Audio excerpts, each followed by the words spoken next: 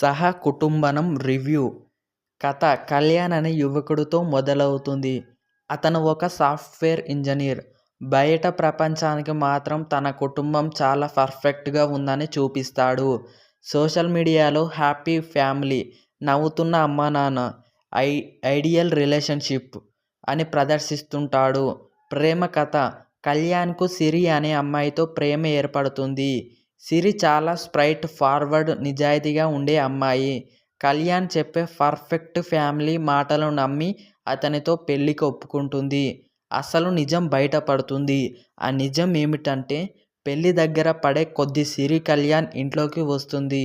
అక్కడ ఆమెకి షాకులు మొదలవుతాయి. కళ్యాణ్ తల్లిదండ్రుల మధ్య ఎప్పటినుంచో గొడవలు, డబ్బు, అహంకారం, ఇగో సమస్యలు, కుటుంబం సదస్యుల మధ్య నిజమైన ప్రేమ లేకపోవడం. కళ్యాణ్ బయట చూపించే ఫ్యామిలీ లైఫ్ అంతా నాటకం అని సిరికి అర్థమవుతుంది. గొడవ, బ్రేకప్ అవుతుంది. సిరి, నువ్వు నన్ను కాదు నీ అబద్ధాలను ప్రేమించుకున్నావు అని చెప్పి పెళ్లిని ఆపేస్తుంది.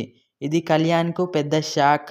ఇప్పటి వరకు తను చెప్పిన తప్పులు, కుటుంబాన్ని అబద్ధాలతో కనిపించడం వల్లే ఈ పరిస్థితి వచ్చిందని అర్థం చేసుకుంటాడు.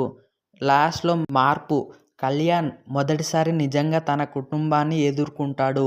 తండ్రితో గొడవ, తల్లితో బాధ సంభాషణ, కుటుంబం సభ్యులందరికీ ఒకే చోట కూర్చోబెట్టి నిజాలు మాట్లాడిస్తాడు. ఇక్కడే సినిమా మెసేజ్ వస్తుంది. బయట ప్రపంచానికి కాదు, మన వాళ్ళకి నిజంగా ఉండాలి. క్లైమాక్స్లో కళ్యాణ్ కుటుంబం తమ తప్పులు ఒప్పుకుంటుంది. ఎగోలో వదిలి ఒకరినొకరు అర్థం చేసుకుంటారు. కళ్యాణ్ సిరి దగ్గరికి వెళ్ళి, ఇప్పటి వరకు నకిలీ కుటుంబాన్ని చూపించాను, ఇప్పుడు నిజమైన కుటుంబంతో ముందుకొచ్చాను అని చెప్పాడు. సిరి కూడా అతని మార్పును చూసి ఒప్పుకుంటుంది. కుటుంబం కలుస్తుంది, పెళ్లి జరుగుతుంది, నిజాయితీతో కూడిన కుటుంబం జీవితం మొదలు పెడుతుంది. సినిమా మెసేజ్ ఏంటిదంటే, సోషల్ మీడియాలో చూపించే హ్యాపీనెస్ అంతా నిజం కాదు. కుటుంబంలో సమస్యలు ఉండడం తప్పు కాదు, వాటిని దాచడం తప్పు.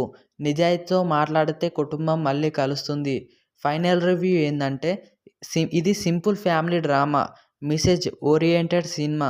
పెద్ద ట్విస్టులు ఉండవు, కానీ కుటుంబ ప్రేక్షకులకు ఇది సినిమా కనెక్ట్ అవుతుంది.